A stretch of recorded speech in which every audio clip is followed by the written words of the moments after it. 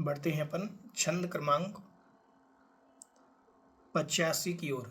85 कह रहे हैं, भोगो भोग परिमाण व्रत में त्याज्य वस्तु। जो सर्वथा त्याग के योग्य वस्तु हैं वह कौन कौन सी हैं यहां पर बतला रहे हैं। उच्चारण देखेंगे। अल्प फल, अल्प फल, बहु विघातान, बहु विघातान, मूलक, मार्द्राणी, मार्द्राणी, मूलक, मार्द्राणी, शृंग वीराणी, शृंग वीराणी, नवनीत, निम्ब कुसुमम, निम्ब कुसुमम, कैतक, मित्येव मवहेयम, कैतक, मित्येव मवहेयम। ठीक है, उच्चारण करेंगे। अल्प फल बहु विघातान, मूलक मार्द्राणि शृंग वीराणी, नवनीत निम्ब कुसुमम, कैतक मित्येव मवहेयम। अल्प फल बहु विघातान, मूलक मार्द्राणि शृंग वीराणी, नवनीत निम्ब कुसुमम, कैतक मित्येव मवहेयम। देखें अर्थ। अल्प फल, जिनको खाने से हमें थोड़ा फल मिले, जिनको खाने से हमें फल थोड़ा मिले। बहु विघातान, लेकिन जीवों का बहुत घात हो जाए। जैसे कुछ चीजें ऐसी हैं जिनमें पौष्टिकता तो कुछ नहीं है लेकिन जीवों की हिंसा बहुत ज्यादा है। जैसे आज का फास्ट फूड, आज के समय में जो फास्ट फूड है उसमें कोई भी एनर्जी नहीं, ताकत नहीं, ना पेट भरने की सामर्थ्य है, फिर भी अल्प फल वाला है वो, और बहु विघातान, उसमें हिंसा बहुत होती है। ठीक है, तो कह रहे हैं अल्प फल, जिसमें अल्प फल मिलता हो, बहु विघातान, और बहुत सारे जीवों का घात हो जाता हो, हिंसा हो जाती हो, ऐसी वह वस्तुएं कौन कौन सी हैं। मूलक, मूलक मतलब मूल में रहने वाली, जमीन में रहने वाली, जड़। तो मूलक का अर्थ यहां मुख्यतया मूली को लिया है। ठीक है, जो जमीन में पैदा होते हैं वह। ठीक है, जो मूल हैं जमीन में पैदा होने वाले। अब जमीन में पैदा होने वाले और क्या क्या हैं? और भी हैं, मूली है, गाजर है, आलू है, ठीक है, और प्याज है, इत्यादि सब। ठीक है, वो क्या आते हैं, लाल रंग के चुकंदर आदि आते, क्या आते, तो वह भी है जो जमी कंद है, ये मूल कहलाते हैं। मूलकम शब्द निकलेगा, मूलकम। मूलकम के बाद निकलेगा आर्द्राणी। क्या निकलेगा? आर्द्राणी। आर्द्र, आर्द्र मतलब होता है गीले। आर्द्र का अर्थ क्या होता है? गीले, जो गीले रहते हैं हमेशा। ठीक है, और भी अनेक अर्थ लिए कि उसका अपक्व भी अर्थ लिया, जो पका हुआ नहीं है, अच्छी तरह से नहीं पक पाया है वह। ठीक है, और आर्द्राणी का एक अर्थ और ले सकते हैं, जैसे सचित, जीव राशि सहित, जिनमें बहुत जीव राशि हो, ऐसी। फिर श्रृंगवेराणी और श्रृंगवेर। श्रृंगवेर कहते हैं अदरक को। श्रृंगवेर किसको कहते हैं? अदरक को। तो अदरक, ठीक है। आर्द्राणी श्रृंगवेराणी, गीले अदरक आदि, ऐसा भी अर्थ लिया जा सकता है। ठीक है, गीले अदरक, क्योंकि अदरक सूख करके सौंठ बन जाता है, वो सेवन के योग्य है। ठीक है, फिर आगे कह रहे हैं नवनीत निम्ब कुसुमम। नवनीत, नवनीत मतलब मक्खन, निम्ब कुसुमम, निम्ब मतलब नीम के, कुसुम मतलब फूल। पहले के समय में हो सकता है महाराज के समय लोग नीम के फूल आदि का सेवन करते हों, खाते हों, या उनकी सब्जियां बनती हों। हमने भी बहुत सारे स्थानों पर एक वो कौस होती है, कौस बोलते हैं, लंबे लंबे होते हैं वो, जो दाल में मिला करके खाते हैं, उनके फूलों की सब्जियां देखी हैं। कुछ लोग उनके फूल की सब्जियां खाते हैं। तो अनेक प्रकार के, तो ये सब फूलों की सब्जियां बनाना ये ठीक नहीं है। तो निम्ब कुसुमम, उस समय नीम के कुसुम कोई खाते होंगे, नीम के फूल कोई खाते होंगे, तो वह कैतकम इति, और कैतक के फूल। ठीक है, कैत की एक केतक एक वृक्ष है, उसके भी फूल होते हैं।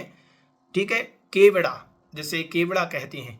ठीक है, अपन पूजन आदि में भी अनेक स्थानों पर पढ़ते हैं केवड़ा, गुलाब आदि। लाई के चुनाइए, पार्श्वनाथ भगवान की पूजन में आता है केवड़ा शब्द। ठीक है, तो केतक मतलब केवड़ा, इति इत्यादि, एवं मतलब इस प्रकार के और भी हों। इति मतलब ये तो इतने हमने लिख दिए, एवं मतलब इस प्रकार के और जितने भी हों, अवहेयम छोड़ने योग्य हैं। अवहेयम मतलब छोड़ने योग्य हैं। समझ में आ गया? तो ये सारी वस्तुएं जो हैं, जो जमीकंद हैं, वो छोड़ने योग्य हैं, जिनमें अल्प फल और बहुत जीव हिंसा होती है। फूल आदि हैं, उनको फूल आदि की सब्जियां बनाई जाती हैं। ठीक है, वह मक्खन है। ठीक है, इत्यादि। अब आर्द्राणी श्रृंग वेराणी का अर्थ ले सकते हैं अपन कि गीला अदरक। ठीक है, आर्द्राणी का अर्थ गीला भी होता है, तो गीला अदरक ऐसा भी अर्थ लिया जा सकता है। तो कोई प्रश्न करे कि भैया जैसे हम अदरक को सुखा करके उसका सेवन कर लेते हैं सौंठ बना करके, ऐसे ही हम क्या कहते हैं, हल्दी, हल्दी जो होती है, हल्दी जमीकंद है, हल्दी भी जमीन में होती है। वह भी जमीन में होने के कारण आप लोगों को कुछ डाउट जो है वो मैं क्लियर यही कर देता हूँ। 3-4 चीजें हैं जो जमीन में होती हैं, लेकिन हम उनका सेवन करते हैं। क्यों करते हैं वो कारण भी हम आपको बता देते हैं। जैसे हल्दी है वो जमीकंद है, सौंठ है वो भी जमीकंद है। सौंठ कैसे बनी? अदरक से बनी। देखिए बहुत अच्छी प्रक्रिया मैं बताता हूं कि जो वस्तु सूख करके काष्ठ हो जाए, काष्ठ मतलब लकड़ी जैसे हो जाए, जो जमीकंद सूख करके लकड़ी जैसा हो जाए वह सेवन कर सकते हैं, लेकिन सूखने के उपरांत।